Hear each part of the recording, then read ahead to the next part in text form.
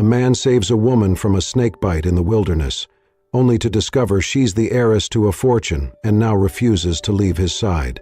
The venom is spreading fast. You have to stay with me. Caleb's voice was steady, urgent, firm, like a hand reaching through the fog of panic. What are you doing with those leaves? Am I going to die? Lynn gasped, her breath short and sharp, eyes wide with terror as pain shot up her leg like fire licking through her veins. Caleb did not answer immediately. His hands moved with practiced precision, crushing the dark green leaves between his fingers until they bled a pungent, earthy sap. He pressed them against the puncture wound just above her ankle, where the snake had struck with terrifying speed only minutes earlier. "This will help slow the venom," he said. "I need you to keep your eyes on me. Do not pass out." Lynn clenched her fists into the soft dirt, biting back a scream as the herbal poultice began to burn into her skin. Her heart was pounding so hard it drowned out the sounds of the forest around them. Her mind reeled with disbelief. This was supposed to be just another solo trek, another weekend of challenging herself, clearing her head, escaping the high-rising prison of her life back in Portland. She had researched the trail, prepared meticulously, but nothing in her guides or gear had prepared her for this. A venomous snakebite miles away from civilization, without cell service, and now being treated by a stranger who had appeared from the trees like some spirit of the woods. Caleb looked up at her, dark brows drawn together. His eyes were intense but not unkind, lined by sun and time. "Breathe. You are going to be all right," he said, reaching into the small leather satchel slung across his chest. He pulled out a small vial of a dark liquid, uncorked it, and offered it to her. "Drink this. It is bitter, but it will help." Lynn hesitated, then took it with trembling hands. The taste was as vile as he promised, like bark and metal and something ancient, but she forced it down. She had no choice. Her leg was swelling fast, the pain mounting, and the world was starting to spin at the edges. "What? Who are you?" she managed, her voice a rasp. "Caleb." "Caleb Walker," he replied without looking at her, already gathering more herbs from a nearby bush. "I live out here, off-grid. You were lucky I was nearby. I was hiking. Her words slurred, her head lolled to one side. "No, no, no," Caleb said sharply, moving back to her side. He tapped her cheek gently. "Lynn, right? That is your name, yes? I saw it on the tag inside your pack. Lynn, stay with me." She blinked, forcing her eyes open. "You went through my stuff?" "To find your name. I am not a thief." His tone was dry, practical. "Now hold still. I need to make a small incision." Lynn's breath hitched. "Wait, what? No. No knives. It is either this or the venom keeps spreading," Caleb said. He was already pulling a small, sterilized blade from his bag. "Just a shallow cut. I need to relieve the pressure and drain what I can. You will be all right." She whimpered as the blade touched her skin, but she did not pull away. Her hand dug into the earth, fingernails scraping bark and dirt. "I hate this. I hate this," she murmured. "I know," Caleb said, "but you are doing great." The minutes dragged on like hours. Caleb worked with focused efficiency, applying pressure, changing out the herbal poultice, wrapping her leg with a rough cloth that smelled like pine and smoke. He was calm, deliberate. His presence anchored her, kept her from slipping completely into the darkness that was pulling at the edges of her vision. When the worst of it had passed, Caleb sat back on his heels and wiped the sweat from his brow. "We need to get you somewhere safe. My cabin is about a mile from here. I will carry you." "You don't have to," Lynn started, but she could barely lift her head. "I do," he said simply, lifting her with surprising gentleness. Her head rested against his shoulder, the warmth of him oddly comforting. The forest blurred past in a haze of green and gold and pain. As they moved through the trees, Lynn fought to stay conscious. The rhythm of Caleb's steps was steady, like a heartbeat. She listened to it, focused on it, let it guide her away from the panic and into a strange sense of trust. Somewhere deep in the woods, a hawk cried overhead. The wind whispered through the treetops. And in Caleb's arms, Lynn closed her eyes, not in surrender but in fragile hope that maybe, just maybe, she would live through this day.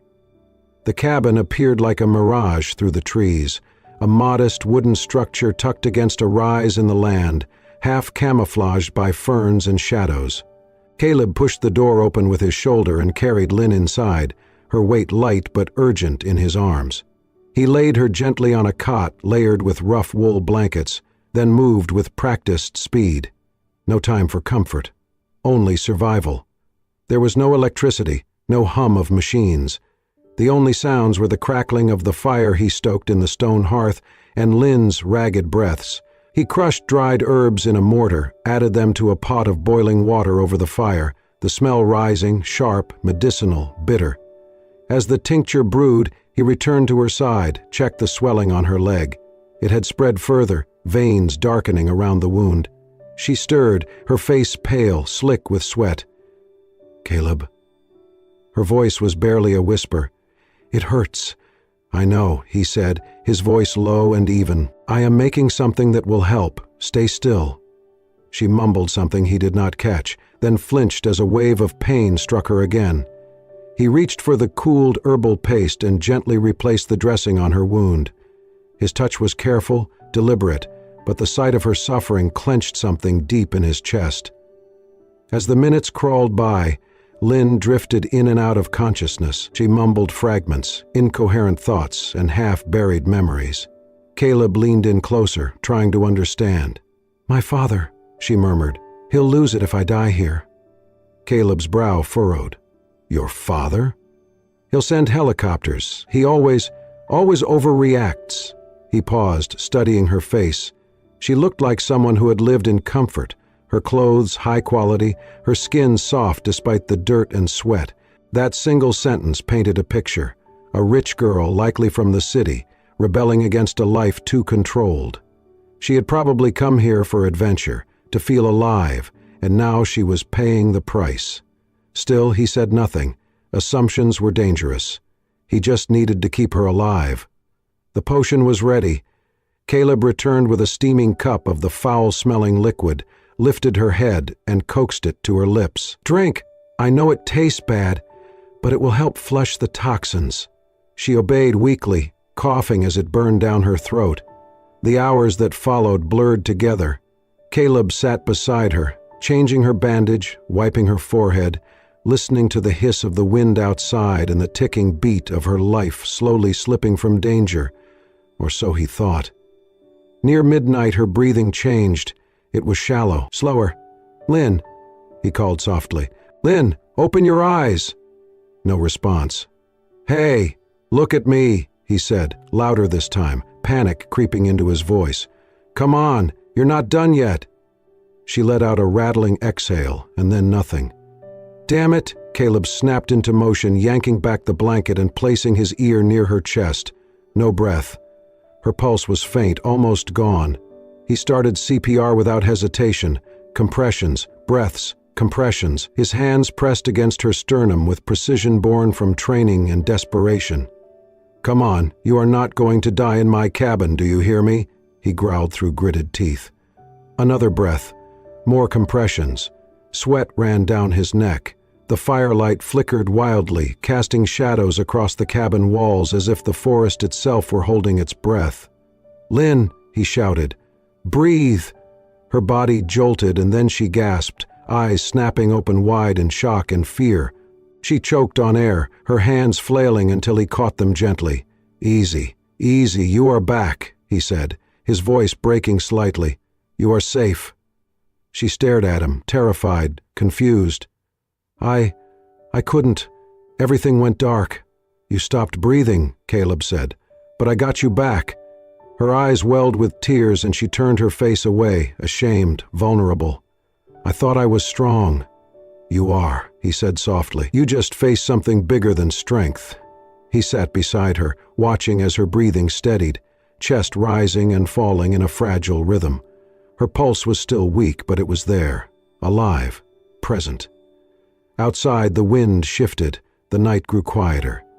Inside, beside the fire, two strangers sat in silence, one barely clinging to life, the other guarding it like a fragile flame. Sunlight spilled through the small window of the cabin, casting golden streaks across the rough wooden floor. The scent of herbs and wood smoke lingered in the air, mingling with the gentle crackle of a dying fire. Lynn stirred beneath the blankets, her eyes fluttering open to a world that felt strangely unfamiliar and entirely real. For a moment, she did not remember where she was. Then the pain in her leg returned, dull but present, anchoring her to the truth. She pushed herself up slightly, wincing, and looked around. The room was sparse but warm. Shelves lined with jars of dried leaves and roots, tools neatly arranged, books stacked haphazardly in a corner. It was primitive, yet somehow comforting. Her gaze fell on Caleb, who was sitting silently at a table near the hearth, grinding something in a mortar, his brow furrowed in quiet concentration. "You saved me," she said, her voice raspy. He looked up, calm but alert. "You scared me," he replied.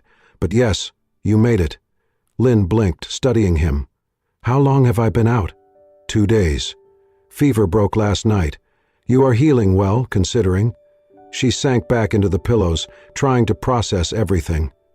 "I can't believe I'm still alive. And that you used leaves and roots to do it." Caleb gave a small nod. "Nature gives us what we need, if we know how to look." There was something steadying about him, his quiet, grounded energy. Lynn watched him move, his gestures deliberate, methodical. He was unlike anyone she had ever met. In her world, everything was rushed, optimized, scheduled. Caleb operated in a rhythm entirely his own. Over the next few days, Caleb tended to her gently but without fuss. He made herbal teas that helped her sleep, soups from foraged greens and wild mushrooms, and poultices that soothed the swelling in her leg. Lynn, still too weak to walk far, spent her hours watching the forest outside the window, listening to the wind, and talking to Caleb when he would allow it. He was not talkative by nature, but slowly, cautiously, he opened up. She learned he had been a military medic, Army. He had seen things in war that never left him, the kind of wounds that live deep in the soul. After losing a fellow soldier, a close friend, in a roadside bombing, Caleb had walked away from everything: city, family, noise. He bought a plot of land near the forest and built the cabin himself. "I came out here to forget," he said once, "but I stayed to remember differently." Lynn was captivated, not just by his story, but by him. His stillness, his resilience, and more than that, the unspoken kindness that seemed to guide his every action. For the first time in years, she felt something inside her quiet, not gone, but softened. "You're not what I expected," she said one morning, sitting outside the cabin wrapped in a blanket as Caleb chopped firewood nearby. He raised an eyebrow. "And what did you expect?" "I don't know, some wild mountain man. You're surprisingly wise." He smiled faintly. "That's a polite way of saying I'm old." "I didn't say that. You thought it." She laughed, the sound startling both of them. It had been days since either had heard laughter, but the peaceful rhythm they had settled into was suddenly broken one late afternoon. Lynn was alone in the cabin, dozing lightly, when a sound pulled her from sleep, a heavy rustling, leaves cracking. Something large moving through the brush just beyond the clearing. She sat up, heart racing, and moved slowly to the window. A black bear. It was enormous, lumbering along the edge of the trees, sniffing the air. It moved with slow curiosity, head swaying. Lynn's breath caught. The bear was coming closer, too close. She backed away, stumbling over a stool and falling hard. The crash startled the bear. It paused, ears up. Lynn scrambled for the door but froze, paralyzed with fear. Just then, Caleb appeared at the edge of the clearing, returning with a bundle of firewood slung over his shoulder. He saw the bear, dropped the wood. His posture shifted immediately, calm, authoritative. "Stay inside," he said to Lynn, his voice low and commanding. She nodded, ducking behind the doorframe, peeking through a crack. Caleb moved slowly to the fire pit and grabbed a tin pan. With measured movements, he banged it against a metal pot, creating a loud clatter. He did not shout, he did not run, just firm, rhythmic noise.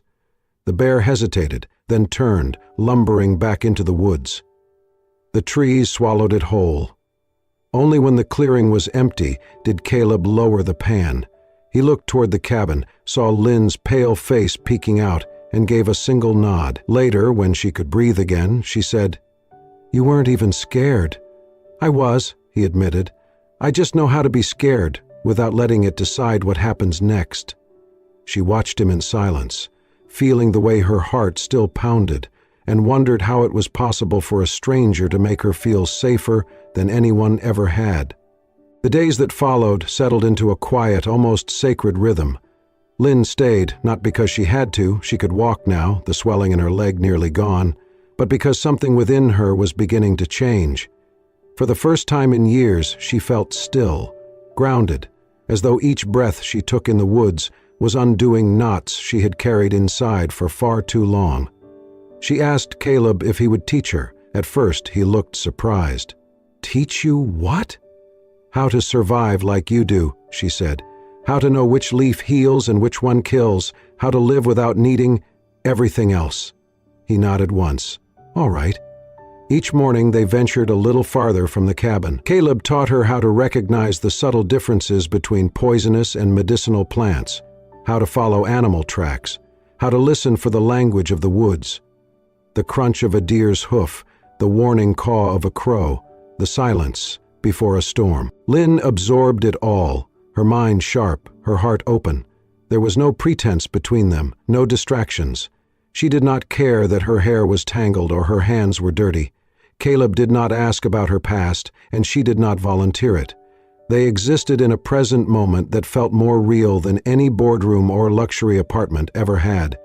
One afternoon they returned to the cabin after foraging. Caleb was carrying a small basket of roots and mushrooms, explaining how the soil composition affected the potency of different herbs. Lynn listened, laughing as he recounted the time he had mistaken wild ginger for a look-alike that left him with a week-long stomachache. But as they approached the steps to the porch, Caleb's foot caught on a loose stone. He stumbled, the basket flying from his hands, and fell hard onto the wooden steps. "Caleb!" Lynn rushed to his side, heart pounding. He grimaced, trying to sit up. "I am all right, just twisted something maybe." "Don't move," she said, her voice sharper than she expected. "You could have hit your head." She knelt beside him, her hands trembling slightly as she checked him over. His ankle was swelling already, and a scrape on his forearm was bleeding steadily. "I have seen worse," Caleb said, attempting a half smile. "I have not," she replied, her throat tight. "And I do not want to." Together, they managed to get him inside. Lynn cleaned the wound with water and a clean cloth, just as he had done for her days before. She found the poultices he had used, mimicking his method, wrapping his arm with care and tenderness. The roles had reversed, but her gratitude remained, deeper now, wrapped in something she was not ready to name. As night fell and the fire warmed the room, Lynn sat beside Caleb, watching him doze lightly. His face was relaxed, the hard edges softened by sleep and pain. She studied the lines around his eyes, the silver threads in his hair, the quiet strength he carried like a second skin. Something had shifted. What began as survival had become trust, and what grew from trust was something else, gentle, undeniable. She leaned back in the chair and whispered to the room, "I was meant to come here." Caleb stirred but did not wake, and Lynn, heart full and still healing, knew that something in her had come alive again, not just her body, but something much harder to reach. The morning sun cast long shadows through the trees, filtering into the cabin and gently waking Lynn before Caleb. She sat up slowly on her cot, listening to the soft rhythm of his breathing across the room. The peace of the forest had seeped into her bones. Her leg was nearly healed now, strong enough to walk through the woods without wincing, but with each passing day the reality of the outside world pressed a little harder against the silence she had come to cherish.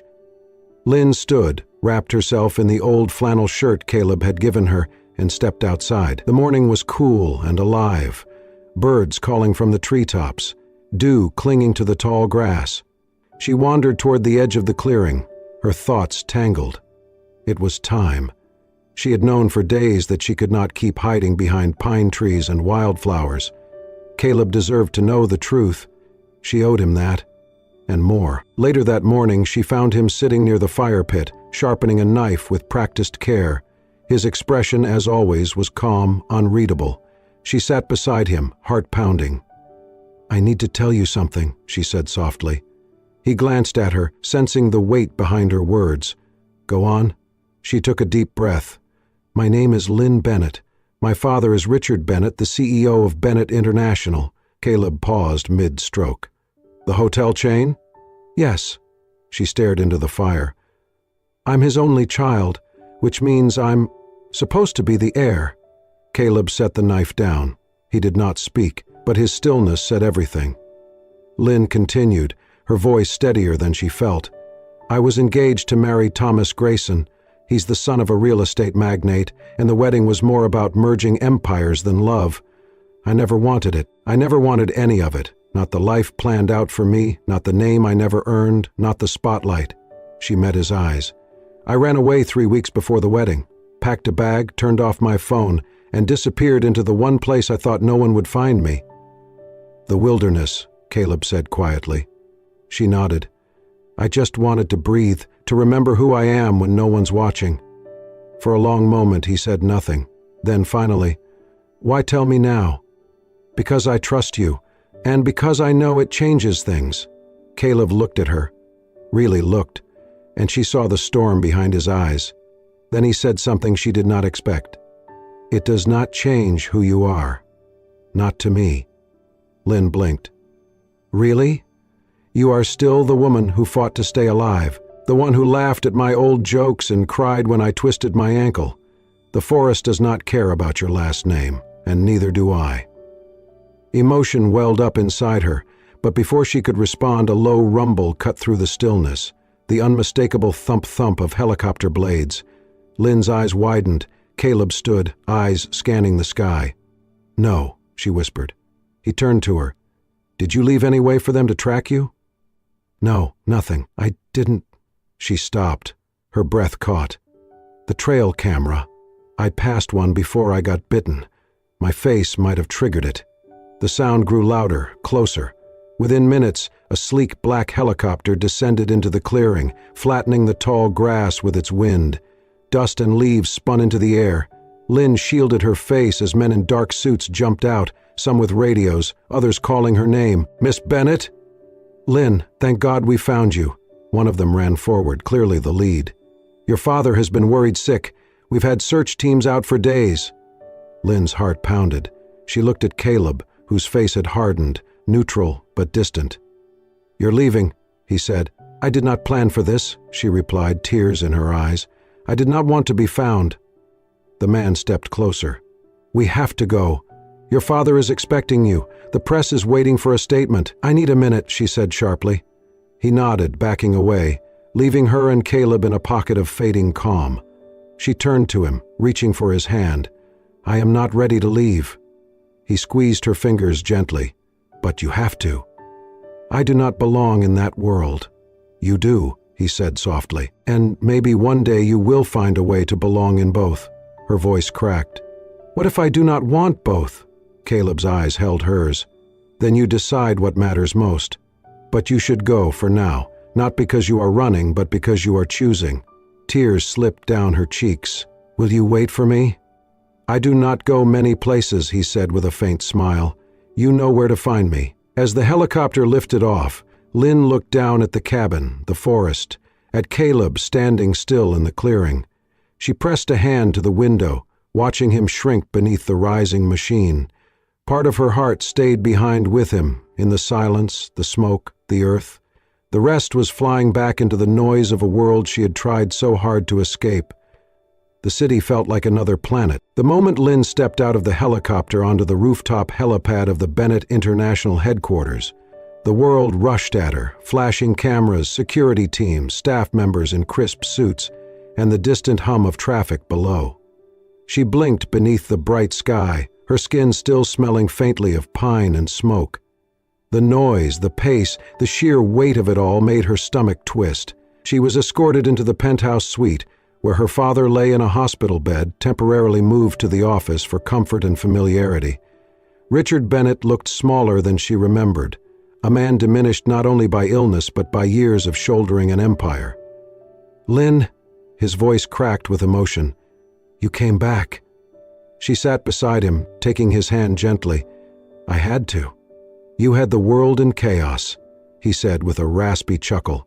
"Disappearing like that, you made headlines across the globe." "I know," she said softly, "but I had to disappear to find myself." He looked at her, really looked, as if seeing her anew. "I need you to take over, Lynn. I built this company for you. Everything, every deal, every late night, every sacrifice was so you would never have to struggle." She swallowed. "Dad, I know what this company means to you. I respect what you built, but I cannot be who you want me to be. You have no idea how hard this world can be without power," he said. "I do," she replied. "I lived without power, and for the first time I found peace." He tried to argue, but she gently squeezed his hand. "I'm not abandoning the family. I'm just not becoming someone I never chose to be." The next days were a blur of meetings, offers, media speculation. Lynn remained calm. She reviewed her inheritance, her holdings, and what her role would entail.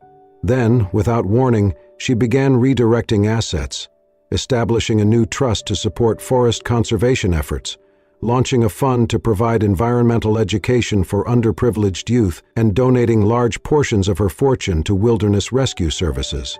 The same kinds of people who might one day save someone like her. The board was furious. The press was confused. But Lynn had never felt more certain. And then came the press conference. She stood before a sea of cameras, her image projected on screens, her voice poised to reach millions. Her hair was pulled back simply, her clothing modest but elegant. There was no PR handler, no teleprompter. Just her. "Thank you all for coming," she began. "I know there's been a great deal of speculation about my disappearance, my return, and my future with Bennett International." She paused, inhaling. "For years I followed a path that was paved for me before I was old enough to walk. I attended the best schools, wore the right clothes, shook the right hands, and for a long time I thought that was enough. But I was wrong." Cameras clicked furiously. Whispers rippled across the room. 3 weeks ago, I was lost in the Oregon wilderness. I nearly died. And I was saved, not by technology, not by privilege, but by a man who lives simply and understands the value of life beyond profit. He reminded me that we are not measured by what we own, but by what we protect. Her voice grew stronger. "I am stepping down from any executive position within Bennett International. I will not lead the company. I will not inherit the throne I never wanted. Instead, I am choosing to dedicate my life to something I believe in, protecting the natural world that saved mine." Reporters gasped. Some stood, others fired questions. Lynn held up a hand. "I have redirected a significant portion of my inheritance into a foundation committed to preserving forests, educating the next generation, and funding wilderness rescue operations. I will not return to the boardroom. My future lies elsewhere, closer to the earth and closer to the person I have finally become." There was silence. For the first time perhaps in her entire life, Lynn was not trying to meet anyone's expectations. She was simply telling the truth. After the conference, as the chaos continued to unfold behind her, she stepped into a quiet hallway away from the cameras. She leaned against the wall and closed her eyes. She thought of Caleb. She thought of the firelight dancing on the cabin walls, the scent of herbs, the sound of his voice in the stillness. She had made her choice, and now it was time to go home.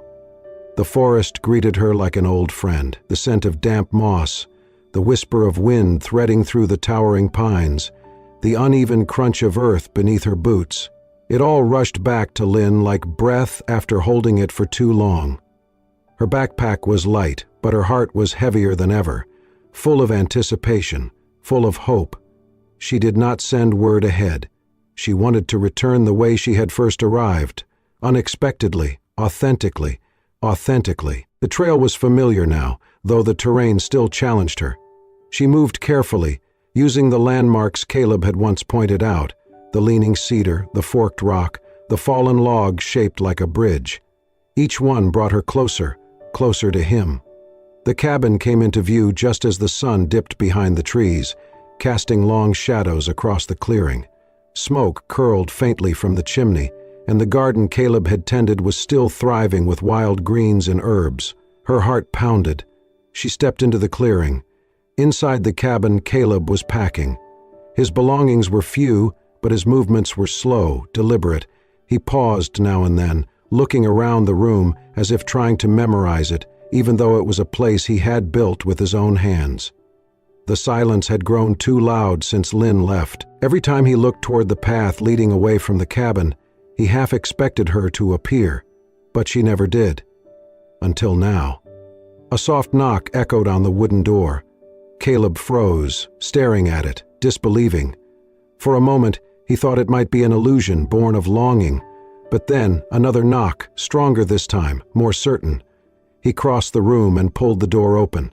There she stood, cheeks flushed, eyes bright with emotion, the same flannel shirt tied around her waist, her hair tousled by the wind. Lynn didn't wait for him to speak. She stepped forward and threw her arms around him, burying her face into his chest. Caleb staggered slightly but caught her, his arms wrapping tightly around her as if they had been waiting for this moment all along. She whispered into his shirt, voice trembling, "You saved my life, but you also gave me a reason to live." Caleb held her tighter. He did not ask why she had come back. He did not need to. When she finally pulled back, her hand still resting on his chest, she looked up into his eyes. "I thought I needed to run away from my life to find peace. But I learned something. I needed to choose. I chose this.